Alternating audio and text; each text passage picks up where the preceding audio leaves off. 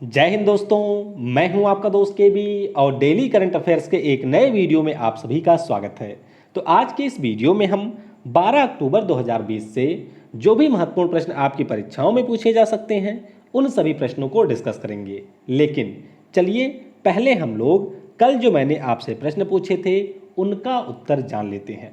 तो पहला प्रश्न था कि किस प्रकार के मिसाइल का जो पथ है यानी कि जिस पथ से होकर के वह मिसाइल ट्रैवल करती है वह नियत होता है, यानी कि एक प्रकार से वह निश्चित मार्ग होता है। तो ये पथ नियत होता है हमारी बैलिस्टिक मिसाइलों का, यानी कि इस प्रश्न का सही उत्तर होगा बैलिस्टिक। और आपको मैंने कल वाले वीडियो में इसके बारे में बताया भी था कि जो हमारी बैलिस्टिक मिसाइल होती हैं इनका पथ नियत होता है और परवलयाकार पाथ को ये फॉलो करती हैं। वहीं पर जो हमारी क्रूज मिसाइल होती हैं वह अपने टारगेट के हिसाब से अपने पथ को बदलती रहती हैं। नोबेल पुरस्कार जो आपके हैं इनका वितरण किस दिन किया जाता है? तो इनका वितरण होता है 10 दिसंबर को। कब? 10 दिसंबर को इनका वितरण किया जाता है। गणित के क्षेत्र का नोबेल पुरस्कार किसे कहा जाता है? तो दो पुरस्कार ऐसे हैं जिनको हम लोग गणित के क्षेत्र में नोबेल पुरस्कारों के नाम से जानते हैं। एक तो हमारा है फील्ड्स मेडल और दूसरा हमारा है एबल प्राइज। तो दोनों के नाम आपको याद रखने हैं। और इस वर्ष के एबल प्राइज की घोषणा की जा चुकी है। यह पुरस्कार मिलेगा हिलेल फ्रस्टनबर्ग को और ग्रेगरी मार्गुलिस को। किसको? हिलेल फ्रस्टनबर्ग को और ग्रेगरी मार्गुलिस को इस वर्ष का एबल पुरस्कार दिया जाएगा। बाला देवी की बात करते हैं तो ये आपकी फुटबॉल से संबंधित है। किससे? फुटबॉल से ये संबंधित है और मणिपुर राज्य की खिलाड़ी हैं। और ये चर्चा में क्यों थी इस वर्ष? क्योंकि हमारे भारत की ये पहली महिला फुटबॉल खिलाड़ी बन गई हैं जिनको किसी विदेशी फुटबॉल क्लब ने अपने साथ में जोड़ा है। तो स्कॉटलैंड का एक फुटबॉल क्लब है जिसका नाम है रेंजर्स, उससे जुड़ी है बाला देवी वर्ष 2020 में। और ऑस्ट्रेलियन ओपन 2020 की बात करते हैं तो इसके पुरुष एकल का खिताब जीता था सर्बिया के नोवाक जोकोविच ने। और महिला एकल का खिताब किसने जीता था? तो उसका खिताब जीता था अमेरिका की सोफिया केनिन ने। तो दोनों के नाम आपको याद रखने हैं। हालांकि आपको सुबह 8 से 10 बजे के बीच में ग्रैंड स्लैम टूर्नामेंट के ऊपर एक वीडियो मिल जाएगी और वह वीडियो आपके लिए काफ़ी ज़्यादा महत्वपूर्ण होगा। अगर आप एसएससी सीजीएल, सीएचएसएल या जो भी आपके वनडे एग्जाम हैं उनकी तैयारी कर रहे हैं तो काफ़ी मेहनत से मैंने उस वीडियो को बनाया है आपके लिए। तो उस वीडियो को आप जरूर देखिएगा। और इस वीडियो की जो पीडीएफ है वह आपको मिल जाएगी टेलीग्राम पर। टेलीग्राम पर आपको सर्च करना है केवी गुरुजी, वहां से आप टेलीग्राम चैनल को ज्वाइन कर सकते हैं। बाकी वीडियो अगर आपको पसंद आता है तो इसे लाइक करने के साथ साथ शेयर जरूर किया करें। और आज की जो दो वीडियो होगी उसमें पहला तो आपका ग्रैंड स्लैम टूर्नामेंट के ऊपर होगा और दूसरा वीडियो हमारा जो है उसमें हम लोग वर्ष 2020 के नोबेल पुरस्कारों के साथ साथ उससे जुड़े हुए जो भी अन्य महत्वपूर्ण आपकी परीक्षाओं में पूछे जा चुके हैं नोबेल पुरस्कारों से संबंधित उन सभी को हम लोग डिस्कस करेंगे। देखिए मैं ट्रिक के ऊपर ज़्यादा विश्वास नहीं करता हूं तो इसीलिए मेरा जो वीडियो होगा वह ट्रिक पे नहीं होगा। मेरी कोशिश रहेगी कि नोबेल पुरस्कारों के बारे में आपको उन प्रश्नों से अवगत कराऊं जो प्रश्न परीक्षाओं में ऑलरेडी पूछे जा चुके हैं। तो चलिए अब देखते हैं आज का पहला प्रश्न क्या है। अक्टूबर 2020 में किस दिन विश्व अंडा दिवस मनाया गया? यानी कि बात हो रही है वर्ल्ड एग डे की। तो ये अभी मनाया गया है 9 अक्टूबर को, यानी कि इस प्रश्न का ऑप्शन डी करेक्ट होगा। अब नाम ही है इसका अंडा दिवस। तो ये मनाया जाता है अंडे के महत्व के बारे में चिन्हित करने के लिए, यानी कि अंडे के क्या लाभ हैं, किस प्रकार से मानव पोषण में इसका महत्व है, उसी को चिन्हित करने के लिए अंडा दिवस मनाया जाता है। और अगर हम बात करते हैं विश्व अंडा दिवस की तो आपको यह ध्यान रखना है कि यह जो दिवस है प्रत्येक वर्ष 9 अक्टूबर को नहीं होता है। यह दिवस अक्टूबर माह के दूसरे शुक्रवार को मनाया जाता है। और अंडों के लिए भी एक अंतर्राष्ट्रीय संस्था है जिसका नाम है इंटरनेशनल एग कमीशन, यानी कि अंतर्राष्ट्रीय अंडा आयोग। और इन्हीं के द्वारा 1996 में विश्व अंडा दिवस मनाने की घोषणा की गई थी। अगला प्रश्न है अक्टूबर 2020 में डीआरडीओ ने किस राज्य में अनमैन्ड एरियल व्हीकल या फिर इसे हम लोग ड्रोन भी कह सकते हैं तो इसका नाम है रुस्तम 2, तो इसका सफल परीक्षण किया है। तो डीआरडीओ ने इसका परीक्षण किया कर्नाटक राज्य में, यानी कि इस प्रश्न का ऑप्शन सी करेक्ट होगा। तो कर्नाटक में आपको मिल जाएगा चित्रदुर्ग जिला, और चित्रदुर्ग जिले में डीआरडीओ के द्वारा रुस्तम 2 नाम का जो ड्रोन है इसका सफल परीक्षण किया गया। तो ये आप देख सकते हैं, ये है हमारा रुस्तम 2 ड्रोन। इसने 16,000 फीट की ऊंचाई तक उड़ान भरी थी और लगभग 10 घंटे से ज़्यादा समय तक यह ड्रोन आपका हवा में रहा था। अब अनमैन्ड एरियल व्हीकल होते क्या हैं? तो ये हमारे ऐसे जहाज होते हैं जिनको किसी इंसान के द्वारा अंदर बैठ करके नहीं चलाया जाता है। ध्यान देंगे, इसकी साइज तो वैसे काफ़ी ज़्यादा बड़ी है, लेकिन इसके अंदर आपको कभी भी कोई इंसान नहीं मिलेगा। इसका नाम ही है अनमैन्ड एरियल व्हीकल, यानी कि इसमें कोई आदमी नहीं होता है। तो मुख्य रूप से पेट्रोलिंग के दृष्टिकोण से इस प्रकार के ड्रोन का विकास किया जाता है। और आपको ध्यान रखना है कि इससे पहले डीआरडीओ के द्वारा कुछ अन्य ड्रोन भी विकसित किए गए हैं, जैसे कि अभ्यास, जिनका अभी हाल ही में परीक्षण किया गया, और एक डीआरडीओ ने जुलाई में बनाया था जिसका नाम है भारत।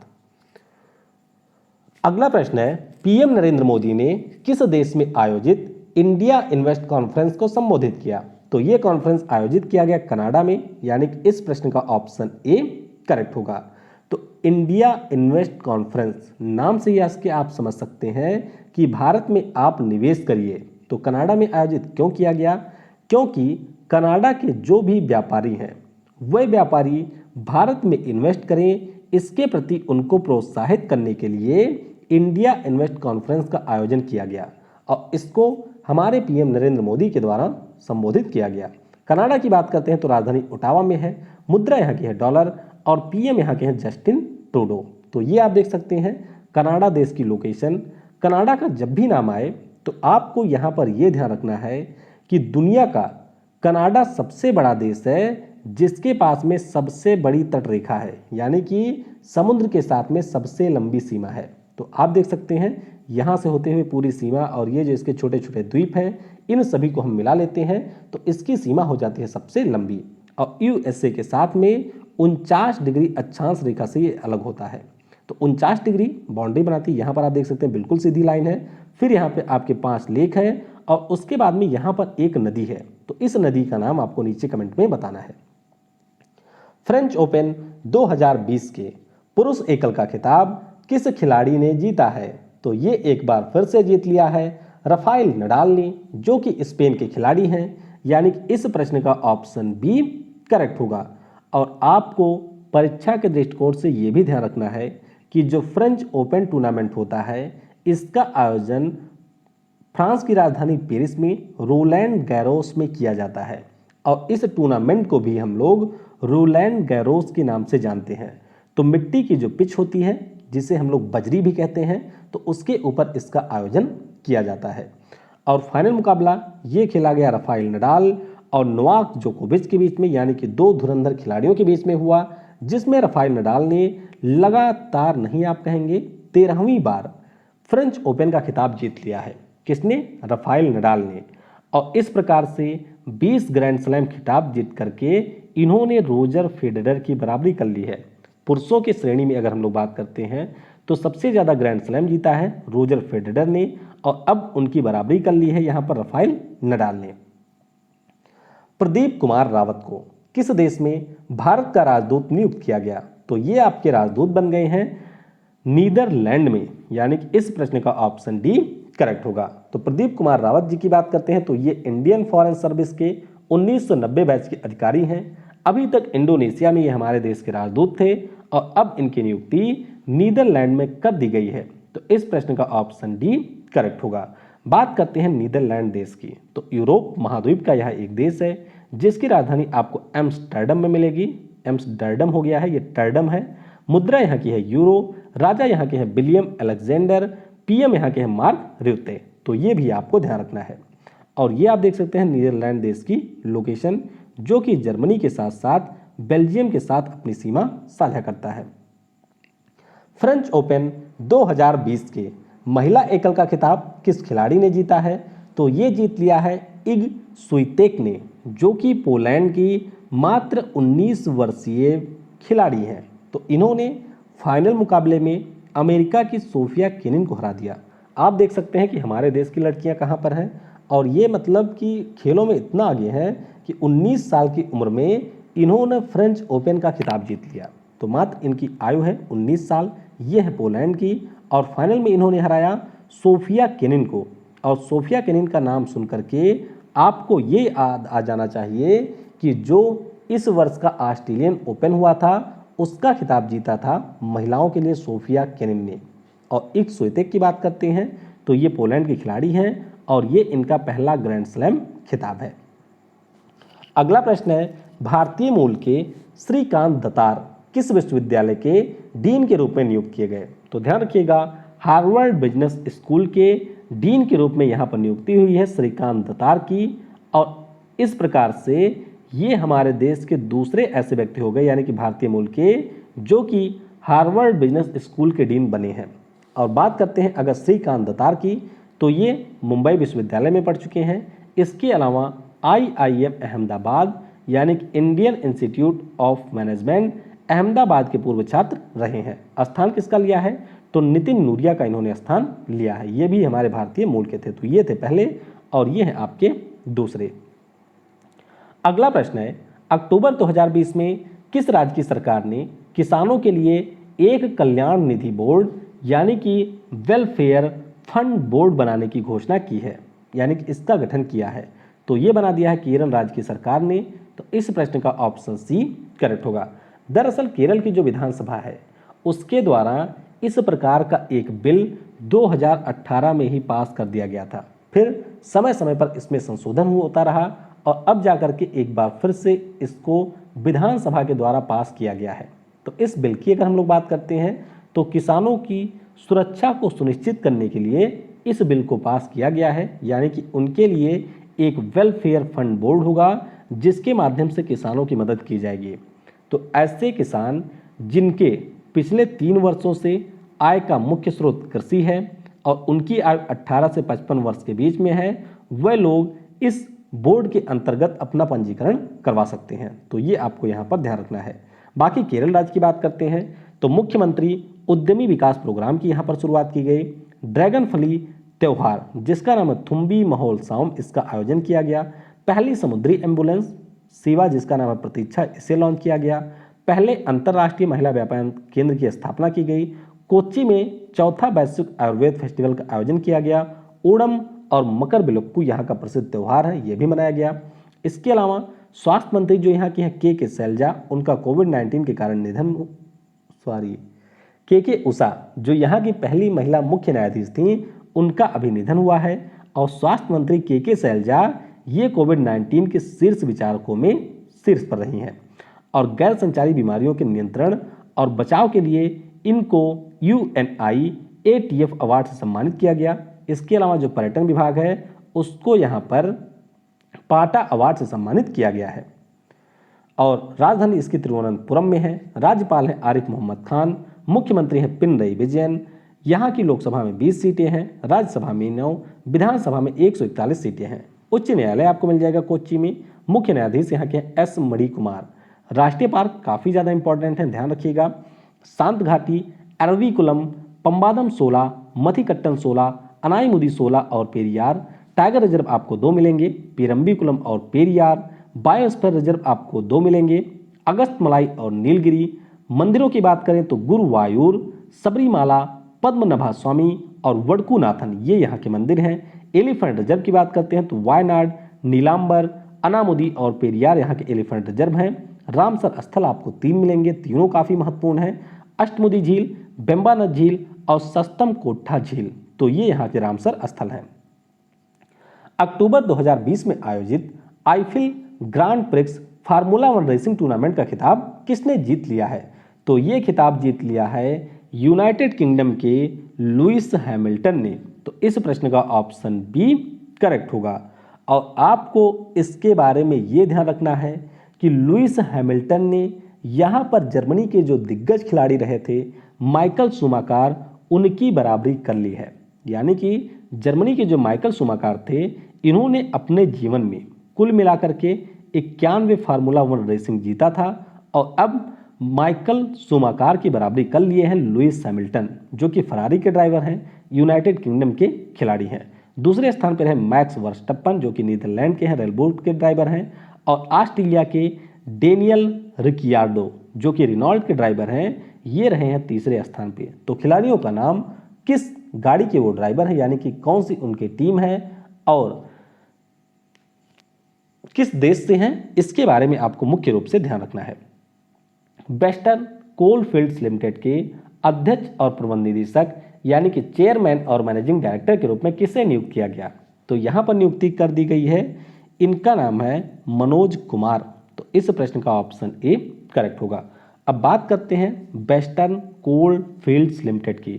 तो जो हमारे यहाँ पर कोल इंडिया लिमिटेड एक महारत्न कंपनी है, उसकी 8 सहायक कंपनियों में से एक है वेस्टर्न कोल फील्ड्स लिमिटेड, यानी कि कोल इंडिया के अधीन यह एक कंपनी है। और मनोज कुमार अब इसके नए सीएमडी हो गए हैं, जो कि स्थान लेंगे राजीव रंजन मिश्रा का। तो 1979 में इसकी स्थापना हुई थी और मुख्यालय आपको मिलेगा महाराष्ट्र के नागपुर में। अगला प्रश्न, जो कि आपकी परीक्षा के लिए काफ़ी ज़्यादा महत्वपूर्ण है, इसके बारे में आपको जरूर ध्यान रखना है। अक्टूबर 2020 में भारत ने कितने बीज के लिए ब्लू फ्लैग सर्टिफिकेट प्राप्त किया है? तो भारत को यहाँ पर कुल मिलाकर के 8 बीज के लिए ब्लू फ्लैग सर्टिफिकेट दिया गया है। तो पिछले महीने मैंने आपको बताया था कि भारत सरकार के द्वारा अपने 8 बीचों के लिए ब्लू फ्लैग सर्टिफिकेट के लिए अप्लाई किया गया था। और अब हमारे जो वन, पर्यावरण और जलवायु परिवर्तन मंत्री हैं, क्या नाम है इनका, प्रकाश जावड़ेकर जी, इन्होंने कहा है कि यहाँ पर हमारे इन 8 तटों को इस प्रकार से ब्लू फ्लैग सर्टिफिकेट दे दिया गया है। तो इस प्रश्न का ऑप्शन डी करेक्ट होगा। ब्लू फ्लैग सर्टिफिकेट के बारे में आपको ये ध्यान रखना है कि डेनमार्क की एक संस्था है जिसका नाम है फाउंडेशन फॉर एनवायरमेंट एजुकेशन, और इसके द्वारा कुल मिलाकर के 33 पैरामीटर बनाए गए हैं और उन्हीं 33 पैरामीटर के आधार पर यह जो ब्लू फ्लैग सर्टिफिकेट है वह दिया जाता है। तो आपको ध्यान रखना है कि अभी तक हमारे देश में कुल मिलाकर के एक ही ऐसा बीज था जिसको यहाँ पर ब्लू फ्लैग सर्टिफिकेट मिला था। कौन सा बीज था?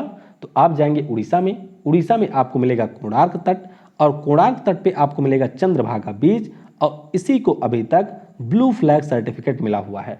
अब इस सर्टिफिकेट की खास बात क्या होती है? तो ये जो सर्टिफिकेट मिल जाता है किसी भी स्थान को, जैसे आप देखेंगे कि अगर यूनेस्को के स्थल के रूप में किसी स्थान को घोषित कर दिया गया तो उसका अंतर्राष्ट्रीय स्तर पर महत्व काफ़ी ज़्यादा बढ़ जाता है। तो इस प्रकार से जब महत्व बढ़ जाता है तो वहाँ पे जो टूरिज्म होता है उसको भी काफ़ी ज़्यादा बढ़ावा मिलता है, और टूरिज्म किसी देश के इकोनॉमी में एक बहुत ही महत्वपूर्ण रोल प्ले करता है। तो आपको ध्यान रखना है कि सबसे ज़्यादा ब्लू फ्लैग सर्टिफिकेट स्पेन देश के पास में है और इनकी संख्या है 566, यानी कि 566। और यहाँ पर आपको जो बीच हैं उनके नाम भी याद रखने हैं। तो आइए देखते हैं। गुजरात में हमारा है शिवराजपुर बीच, इसको मिला है। घोघला हमारे दीव में है, इसको मिला हुआ है। कासरकोड और पुडुबिद्री ये आपके हैं कर्नाटक में, इनको मिला है। केरल में आपका है कप्पड़ बीच, इसको मिला हुआ है। रुषिकोंडा बीच आपका आंध्र प्रदेश में, इसको मिला है। उड़ीसा में आपका है गोल्डन बीच, इसको मिला है। और अंडमान और निकोबार में है राधानगर बीच, तो इनको भी ये पुरस्कार मिला है। फिर से एक बार रिवाइज करते हैं। गुजरात में है आपका शिवराजपुर, दीव में आपका है घोघला, कासरकोड और पुडुबिद्री आपके है कर्नाटक में। केरल में आपका है कप्पड़ बीच, रुषिकोंडा बीच आपका है आंध्र प्रदेश में, गोल्डन बीच आपका है उड़ीसा में, राधानगर बीच आपका है अंडमान और निकोबार में। तो इनको यहाँ पर ब्लू फ्लैग सर्टिफिकेट मिला है। इसके अलावा आपको ये भी ध्यान रखना है कि पॉल्यूशन कंट्रोल के ऊपर इंटरनेशनल बेस्ट प्रैक्टिसेस की श्रेणी में भारत ने तीसरा पुरस्कार भी जीता है। ये भी आपको ध्यान रखना है, यानी कि जो हमारे तटीय क्षेत्र हैं वहाँ पर प्रदूषण को नियंत्रित करने के लिए इंटरनेशनल बेस्ट प्रैक्टिसेस की श्रेणी में तीसरा पुरस्कार मिला है भारत को।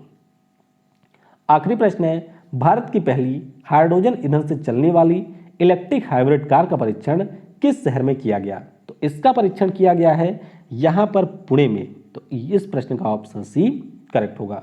अब आपको पहले ये ध्यान रखना है कि CSIR यानी कि council for scientific and industrial research के द्वारा, सेंट्रल इलेक्ट्रोकेमिकल रिसर्च इंस्टीट्यूट के द्वारा KPIT पुणे के साथ में मिलकर के इसका विकास किया गया है, यानी कि इन तीनों ने इसका विकास किया है।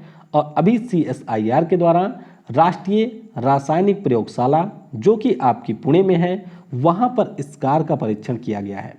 अब हाइड्रोजन ईंधन की बात हुई है तो आपको पहले ये ध्यान रखना है कि हाइड्रोजन ईंधन एक हमारा ऐसा ईंधन होता है जहाँ पर आपको जीरो एमिशन देखने को मिलेगा, यानी कि यहाँ पर किसी भी प्रकार का उत्सर्जन नहीं होता है। और इस ईंधन की खास बात है कि ये ऑक्सीजन की सहायता से बहुत ही आसानी से जलती है। तो जो हमारे फ्यूल सेल्स होते हैं उनमें भी हाइड्रोजन ईंधन का प्रयोग किया जाता है, और जो आपके रॉकेट या एयरक्राफ्ट होते हैं उसमें भी हाइड्रोजन ईंधन का प्रयोग किया जाता है। तो ये रहा हमारा आज का करंट अफेयर्स।